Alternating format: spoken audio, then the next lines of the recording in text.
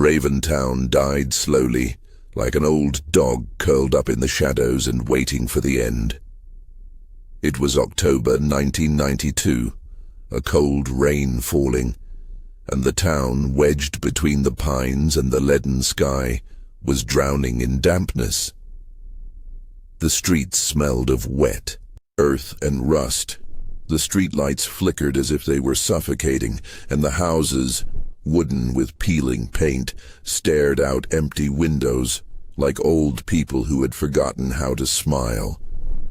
The forest, the blackwood, hugged Raventown like an animal ready to snap its jaws. Its shadow fell over everything.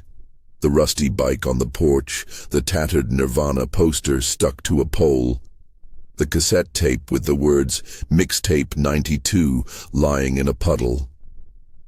The forest breathed, and those who lived there knew. It didn't just breathe. It watched.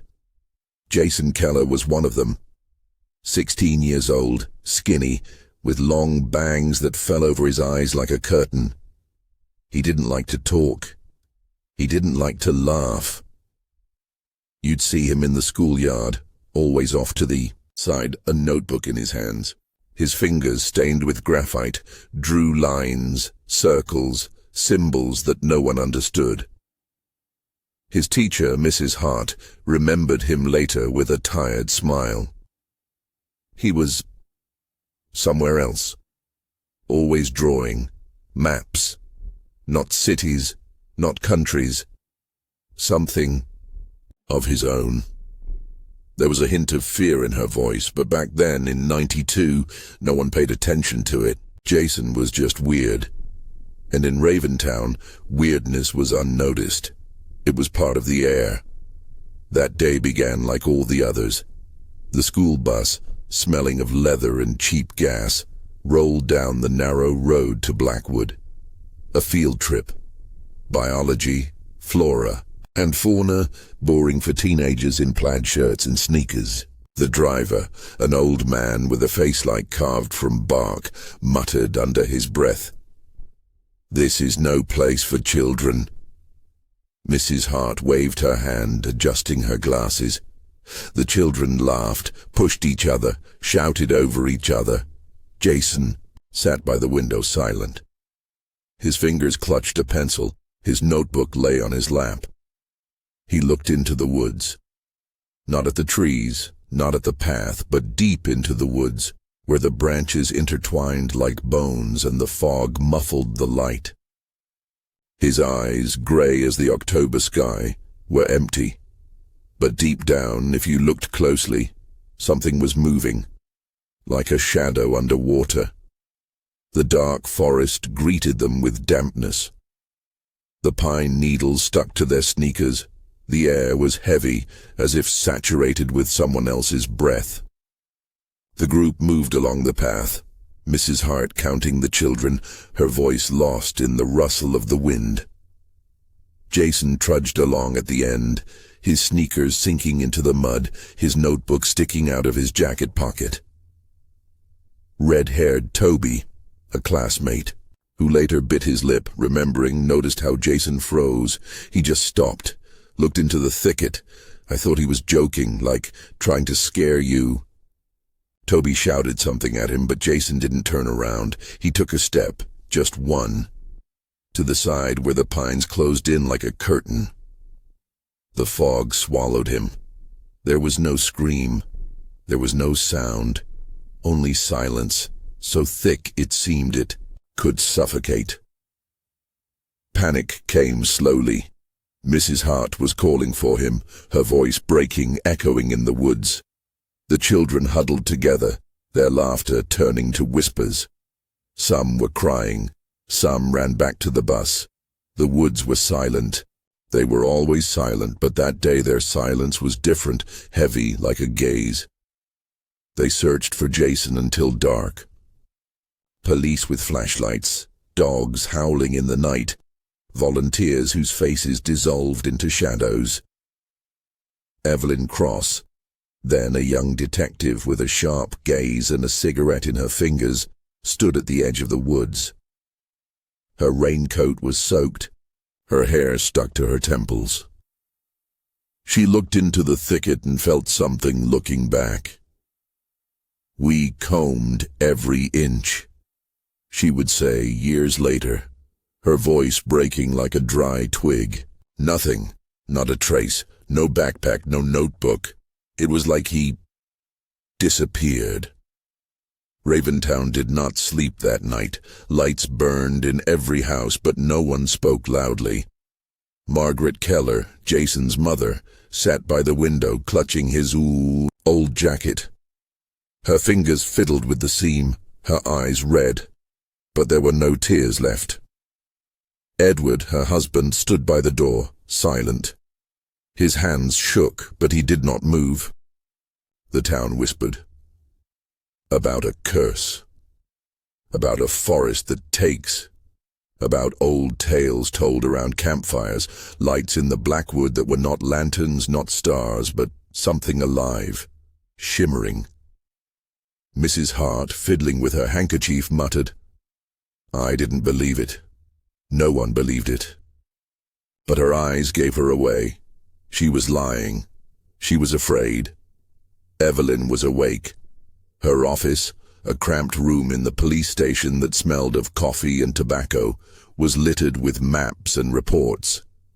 She sat hunched over her desk, the lamplight on her face cutting into the shadows under her eyes. Jason's file lay before her, yellowed pages, penciled notes, one word circled, hum. The volunteer, an old hunter with hands like tree bark, had mentioned it. A low, almost inaudible sound that made the hairs on the back of your neck stand up. "Like the earth breathing," he had said. Evelyn wrote it down, but no one was listening.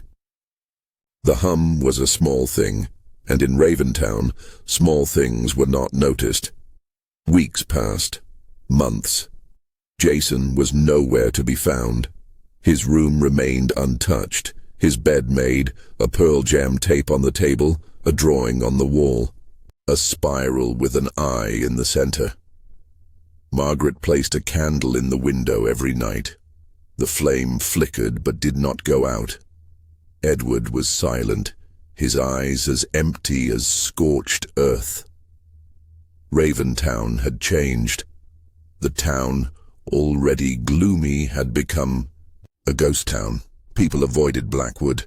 Children did not play in the streets. The streetlights went out more often, and no one fixed them. Evelyn didn't give up. She kept coming back to it over and over. At night, as the rain pounded the windows, she leafed through the folder. Her fingers shook, her cigarette smoldering in the ashtray. She knew something was missing, something the forest didn't want to give up. She looked at Jason's drawing, the spiral, the eye, and felt a chill creep up her spine. It wasn't just a drawing. It was a key. But to what? The forest waited. At night, when Raventown slept, it breathed. Mist clung to the ground. Branches swayed, whispering in a language no one knew. A hum, barely audible, but there it was. It crept into the ears, making the heart beat faster. Somewhere deep, among the pines, something moved. Not a man, not an animal. Something that had seen Jason and knew where he had gone. The candle in the Keller's window burned. It flickered, almost extinguished, but it held.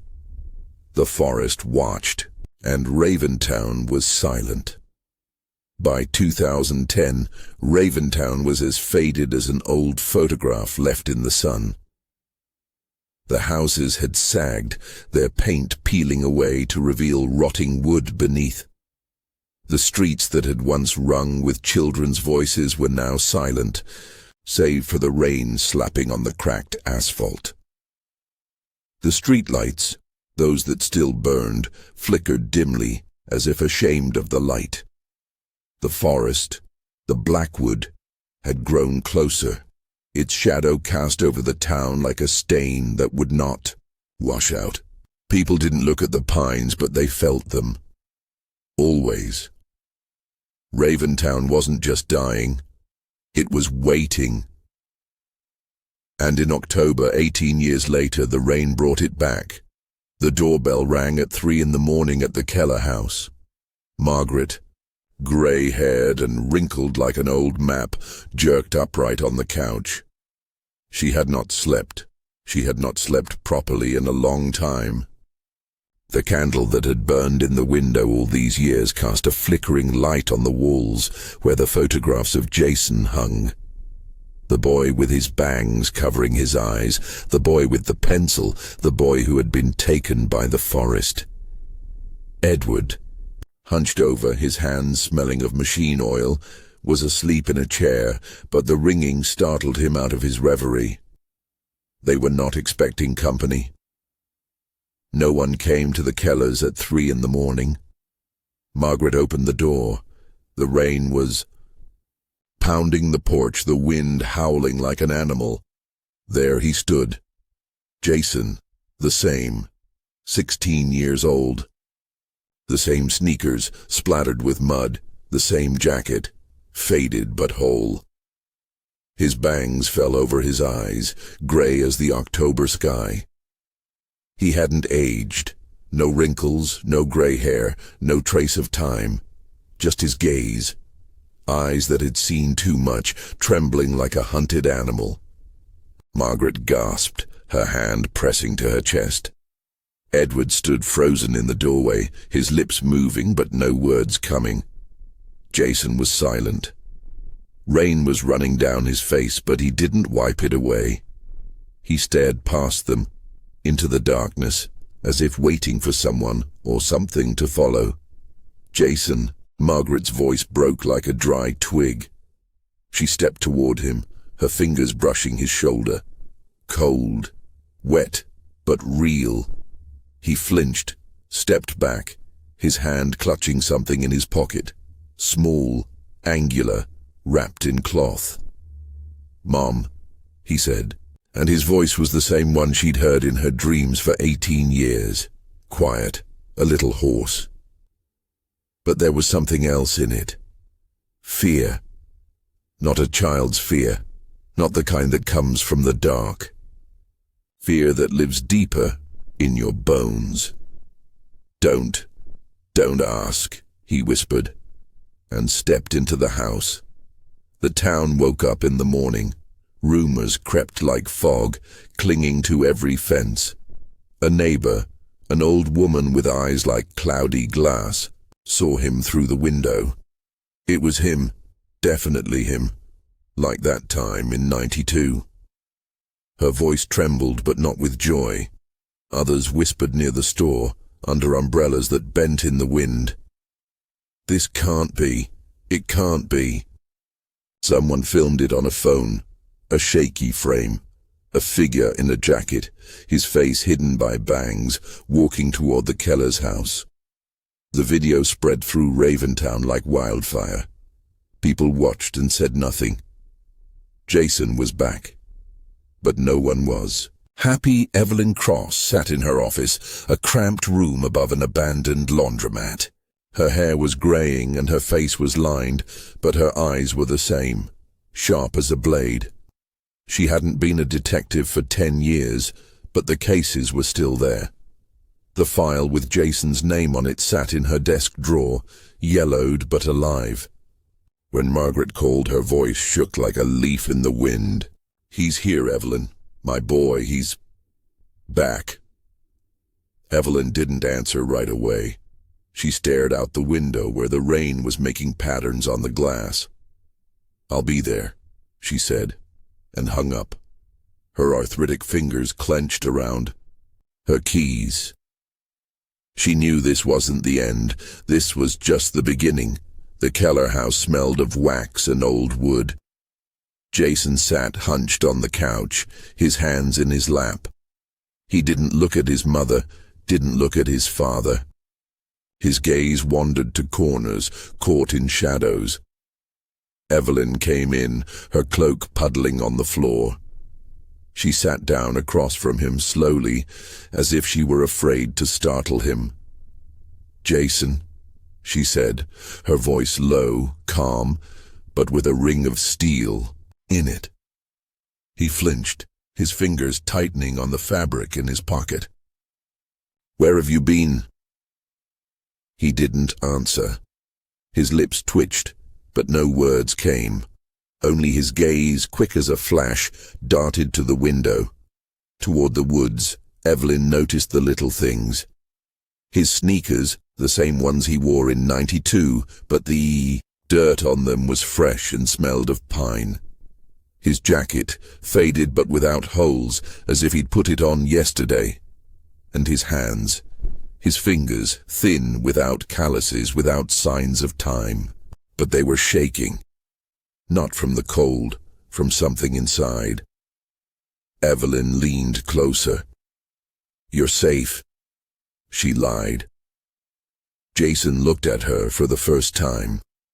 His eyes were empty, but deep inside, like a well, something was moving. "No one is safe," he whispered, and fell silent. Marcus Reed, a local journalist, heard about the return around noon. He was young, maybe 30, with hungry eyes and a laptop that hummed like an old refrigerator. Raventown was a cage to him, a town where nothing happened until it did. He sat in a cafe that smelled of rancid butter, leafing through old articles. The disappearance of Jason Keller, 1992. The headlines screamed, "Tragedy in Blackwood. Boy missing without trace." Marcus knew the story. It was told to every newcomer to town. But now it was alive. He wrote in his notebook, "Back, not aged." Why? His pen froze. He felt a chill creep up his spine. The Kellers didn't allow strangers in. But Marcus was stubborn. He knocked on their door late in the afternoon, in the rain that wouldn't stop. Margaret answered, her eyes red but dry. "Go away," she said. Marcus smiled as gently as he could.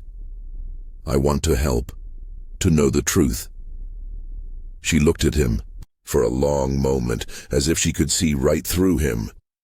"The truth," she repeated, her voice hollow as an echo. "You don't want to know the truth." The door closed, but Marcus saw something. A shadow flickered in the window behind the curtain. Jason. He was looking out. No, not out. Into the woods. Evelyn stayed in the house. She sat with Margaret at the kitchen table, where the coffee cups had cooled, untouched. Edward stood silently by the window. Jason had gone to his room, the one that hadn't changed in 18 years. A Nirvana poster, a Pearl Jam tape, a drawing on the wall, a spiral with an eye in the center. Evelyn saw him flinch when he saw it. "He's awake," Margaret whispered. "Sitting there, staring at the wall. Sometimes talking." Evelyn looked up. "What?" Margaret swallowed, her fingers tightening on the edge of the tablecloth. "Don't look for me. Don't let them in." Night fell over Raventown like a shroud. Rain pounded the rooftops. The streetlights went out one by one. Evelyn stepped out onto the porch and lit a cigarette. The smoke mingled with the fog that was creeping up from the woods. She looked at the Blackwood, at its dark edge, where the pines stood like sentinels. The hum was there. She couldn't hear it, but she felt it. Like back in '92, like the earth was breathing. Her fingers tightened on the cigarette. Jason knew. He had seen something, and it wouldn't let go. Marcus sat in his apartment, leafing through the police reports he had obtained through an old friend, not just Jason, In 1974, a girl, Alice Ward, had disappeared. Returned 5 years later, not aging, silent like Jason. And then disappeared again. In 1951, a man, John Craig, ditto. Marcus wrote down, Blackwood, Patton. His hand was shaking. He looked out the window. The forest was far away, but it seemed to breathe just beyond the glass. In the Keller house, a candle burned. Jason sat in his room in the dark. His fingers clutched the package in his pocket. Small, angular, he unfolded the cloth. A piece of paper, folded, worn. A map.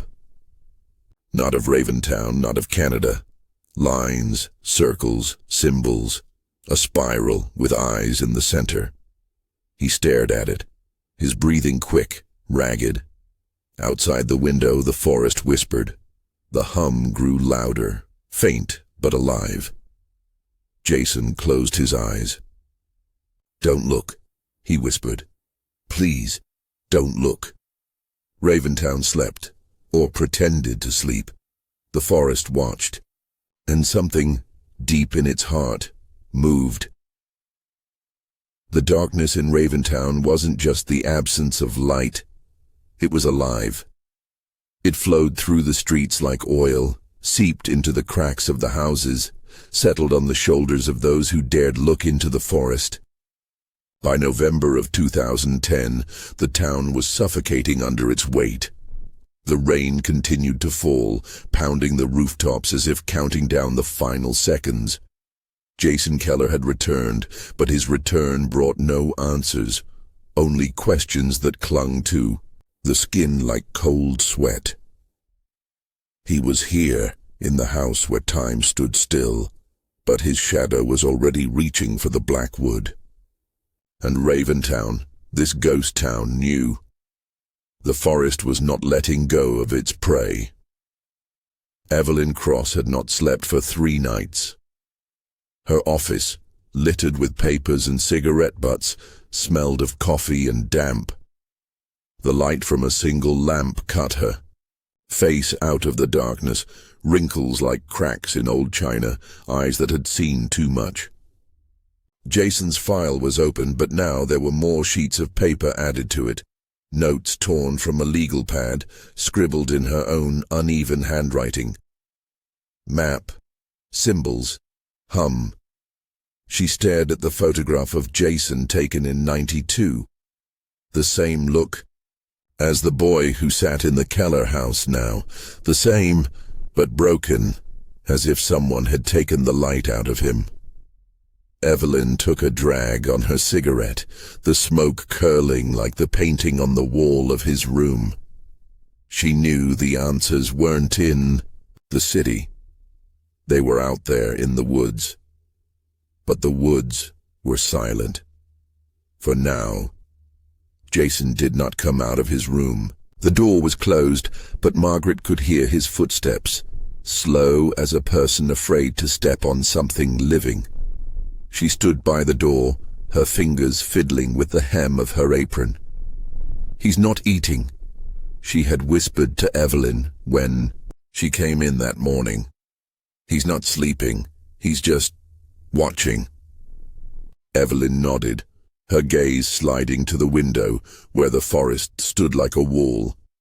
"Call him," she said. Margaret shook her head, her eyes as empty as a doll's. "He won't come. He doesn't want to be seen." Edward, sitting at the table, looked up. His voice was hoarse as a rusty lock. "He's afraid, not of us, of something else." Evelyn walked into Jason's room without knocking. The darkness inside was thick, almost tangible. A Nirvana poster hung crookedly. A Pearl Jam cassette tape lay on the table covered in dust. Jason was sitting on the bed, his back straight, as a soldier's. In his hands was the bundle, the piece of paper he kept hidden in his pocket. A map. Evelyn saw it out of the corner of her eye. Lines, circles, symbols, just like the ones in his old drawings. A spiral. An eye. She took a step, the floorboard creaking. Jason flinched, his fingers tightening around the map as if it were the only thing keeping him grounded in this world. "Jason," Evelyn said, her voice soft but hard as steel. "Talk to me." He didn't answer. His gaze darted to the window, to the woods. His lips moved, barely audible. "They know." Marcus Reed dug deeper. His apartment, littered with newspapers and empty beer cans, had become his fortress. The laptop screen flickered, casting blue light across his face. He found old reports, not just about Jason. Alice Ward, 1974. John Craig, 1951. Names that echoed through the Raventown archives. All vanished into the Blackwood. All returned, undead, unchanged. And all vanished again. Marcus wrote in his notebook, "The cycle, the forest, something holds them." His hand shook, the pen leaving smudges. He felt the darkness of the city seeping into his skin. He called Evelyn. "We need to go to the Keller house, now." They found it under Jason's bed. A box, wooden, carved with a symbol, a spiral, an eye. Evelyn opened it, her fingers cold but steady. Inside was a notebook, tattered, the pages yellowed. And a tape. A VHS, no label, just scratches on the black plastic. Marcus took the tape, his eyes shining like a hunter on a scent. "This is it," he said. Evelyn didn't answer. She flipped through the pages. The pages were covered in symbols, words that didn't make sense. "The door is open," it read on one page. "They see through time," on another. The handwriting was Jason's, but it was shaking, as if the writer was afraid of being caught. Evelyn closed the book. Her heart was beating too fast. The tape. They watched it in the Keller basement on an old TV that hummed like a dying animal. The screen flickered, the snow of static turning to black. And a voice. Jason. His voice, the same one from 92 but broken like glass. "Don't look for me," he said. "Please, it's not safe." His words were drowned out by the noise, a low hum that crawled into their ears and made the hairs on the back of their necks stand up. Evelyn gripped the arm of the chair. Marcus leaned closer to the screen. For a second, just a moment, something flickered in the static, a shape. Glowing, irregular, like a shadow that shouldn't exist. The tape ended. The silence lay like a tombstone. Jason had changed. He walked out of the room now, but his steps were uncertain, like a man walking on thin ice. He didn't look in mirrors. He didn't go to windows. His fingers always clutched the map, the one he hid. Margaret had seen him standing by the door at night, staring into the darkness. "He's whispering," she said to Evelyn, her voice barely audible. "He's talking about the door, about closing it." Evelyn didn't answer. She was looking at Jason sitting in the living room. His eyes were empty, but something was moving in them, like a shadow under water. Marcus was awake. He was in his office, a small room in the newsroom that smelled of ink and mildew.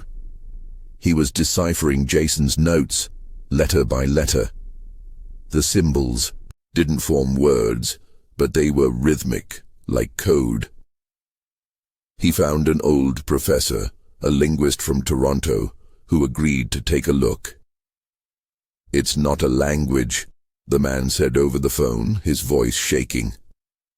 It's something else, like a signal. Marcus wrote down, a signal. To whom? His gaze fell on the map, a copy of the one Jason had. The lines led to the Black Forest, to a point where no one went. Evelyn got back to work. She sat in her office, the lamp humming, casting shadows on the walls. She leafed through old reports looking for matches.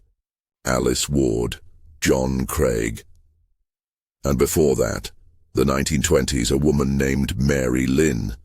Everyone had disappeared into the woods. Everyone had returned. And everyone had left behind something.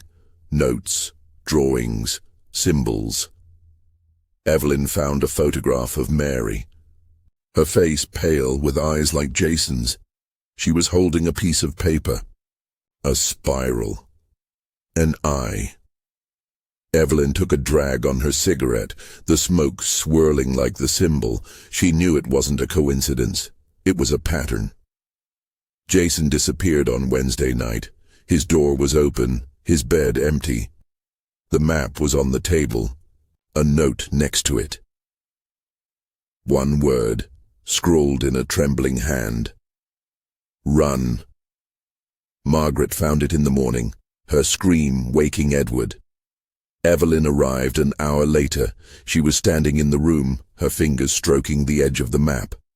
The forest looked out the window, its shadow on the floor. The hum was there. She couldn't hear it, but she felt it, like back in '92, like the earth was breathing. Marcus was waiting for her by the car. His face was grey as asphalt. He went that way, he said, nodding toward the forest. Evelyn didn't answer. She was looking at the Black Forest, at its pines standing like sentinels. "We'll find him," she said, but her voice was empty, like an echo. She knew. The forest never gives up. Never. Raventown was silent. The rain poured down, the lights went out. In the Keller house, the candle burned low, its light flickering like a heart beating its last. The forest watched. And something, deep in its heart, stirred. Raventown was drowning in rain, but it wasn't just rain anymore. It was whipping, tearing leaves from the trees, turning the streets into rivers of mud. November 2010 had squeezed the town like a fist, and anyone who still dared to breathe in this place felt the air grow heavier. Blackwood didn't just watch. It stretched, its shadow creeping across walls, across faces, across dreams. Jason Keller had vanished again, dissolving into the night like smoke, leaving behind only a map, a note, and a word seared into the memories of those who saw him. Run. But Evelyn Cross couldn't run. She could walk into the mouth of the beast. Night fell over the town like a coffin lid.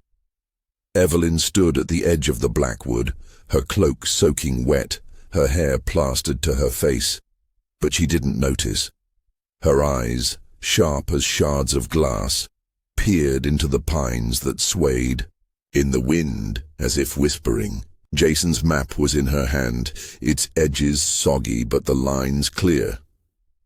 A spiral, symbols, a dot in the heart of the forest. Marcus Reed stood nearby, his face paper white, his fingers fiddling with the zipper of his jacket. "We shouldn't go there," he said, his voice shaking, but not from the cold. Evelyn didn't answer. She took a step. The ground squelched beneath her boots as if alive. The forest waited. The trail into Blackwood wasn't a trail. It was a scar that led nowhere. Branches caught in their clothes, pine needles stuck to their skin. The air smelled of rot and something else. Metallic, like blood. Evelyn held the Lantern, its beam flickering, picking out tree trunks that seemed too straight, too alive. Marcus followed, his breathing ragged like a cornered animal. "This is madness," he whispered, but he didn't stop. The map led them to a clearing, a place that wasn't on any map of Raventown, a place where Jason might have been, or still was. They found it an hour later, a clearing, round as an eye, ringed by pines that stood like sentinels. In the center, nothing, just the earth, black and bare as if scorched, but on the trees were signs, carved, deep, like wounds, spirals, eyes. The same ones in Jason's drawings, in his map, in his notes. Evelyn came closer, her fingers touching the bark. Cold. Too cold. She felt it. A hum. Low, almost inaudible, but it was there. It crawled into her bones, making her heart beat unevenly. Marcus froze, his lantern falling, the beam sliding across the ground. "Do you hear?" he whispered. Evelyn nodded. She heard, and she knew it was not the wind.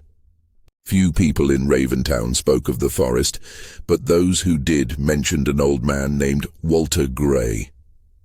A former gamekeeper, he lived on the edge of the forest, in a cabin that smelled of tar and loneliness.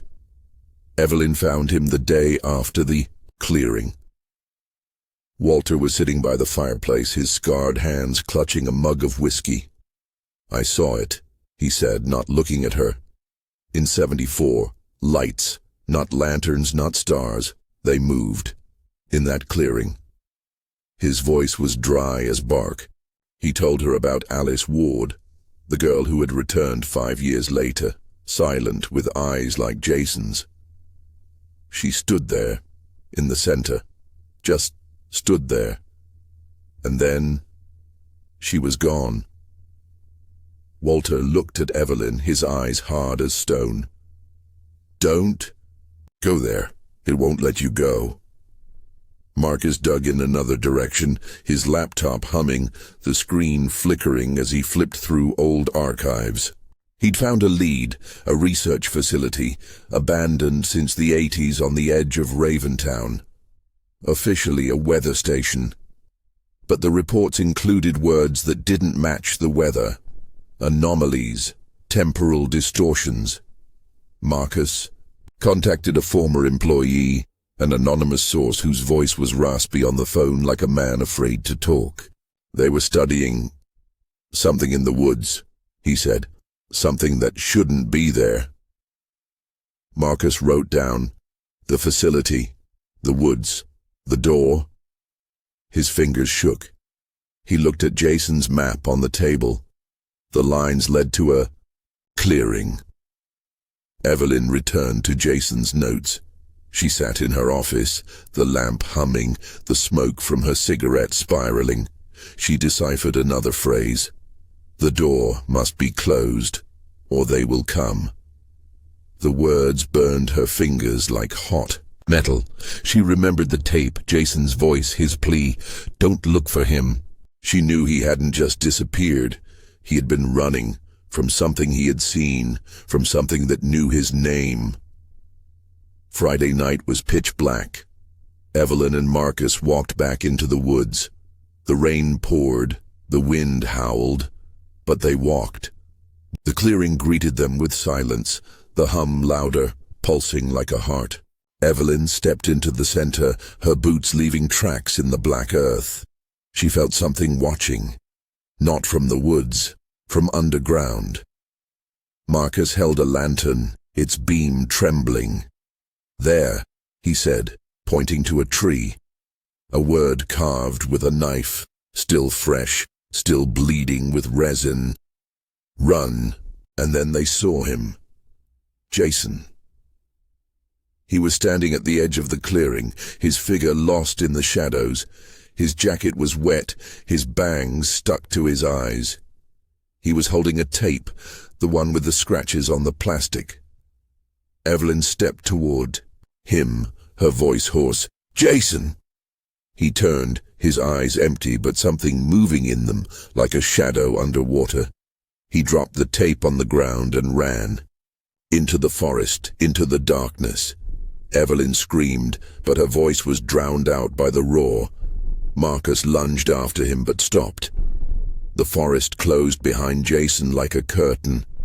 They stood in the clearing, the rain pouring down, the roar growing. Evelyn picked up the tape, her fingers shaking. She looked at Marcus, his face grey as ash. "We'll find him," she said, but her voice was empty like an echo. She knew. The forest doesn't give up. Never. Raventown slept in the rain. The lights went out, the houses were silent. In the Keller house, the candle burned out, its wax running down the windowsill like blood. The forest watched, and something deep in its heart stirred. It knew they were coming, and it waited. Raventown wasn't just silent. It was holding its breath.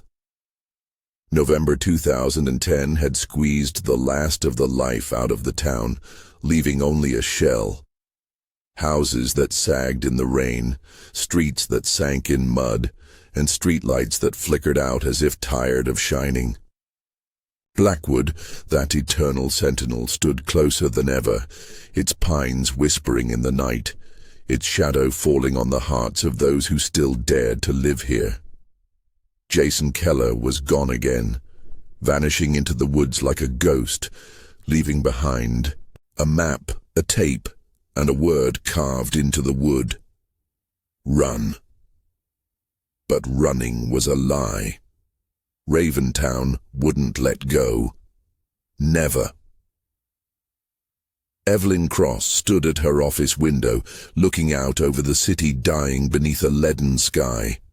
Her arthritic fingers curled around, her cigarette, the smoke curling like the symbol that had haunted her from the start.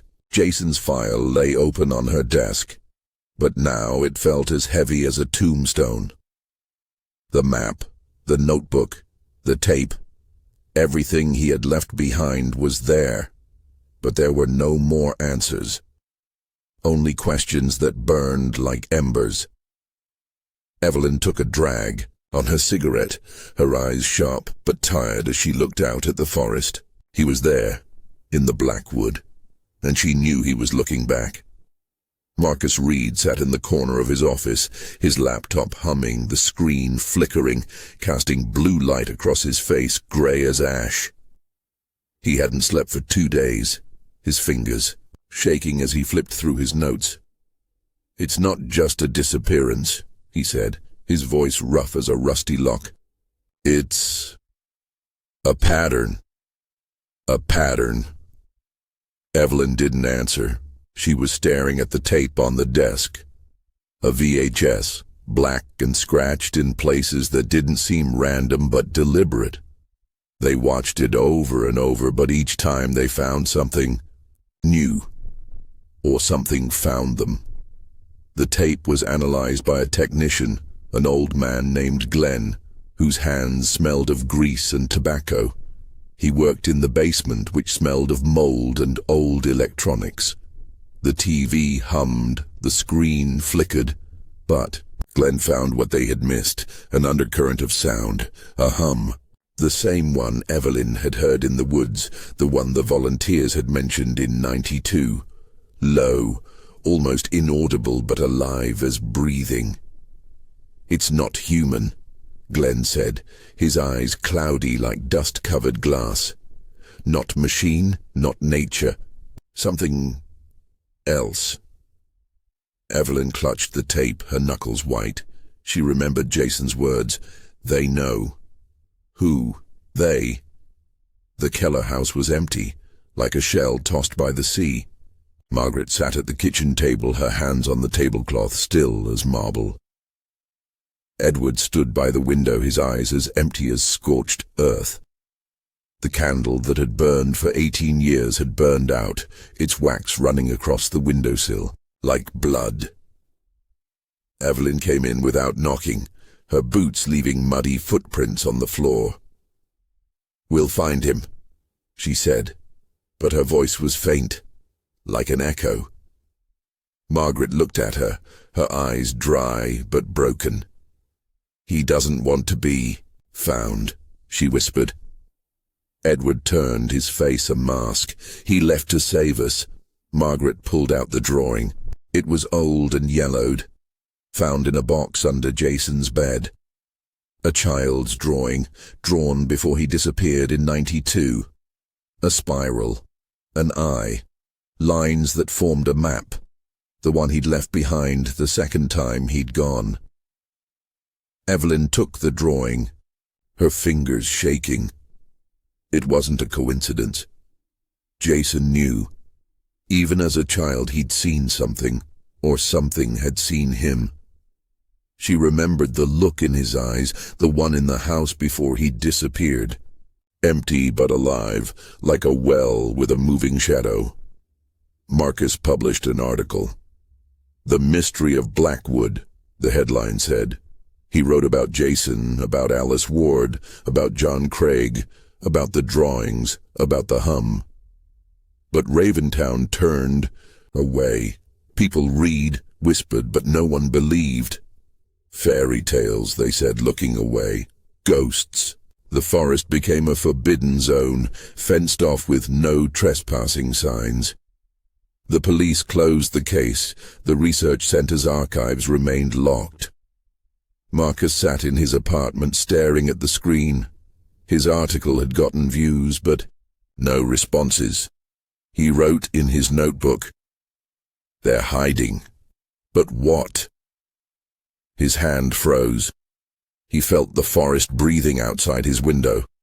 Evelyn rode toward the Blackwood for the last time. She stood at the edge of the forest, the rain pouring down, the wind howling, but she did not move.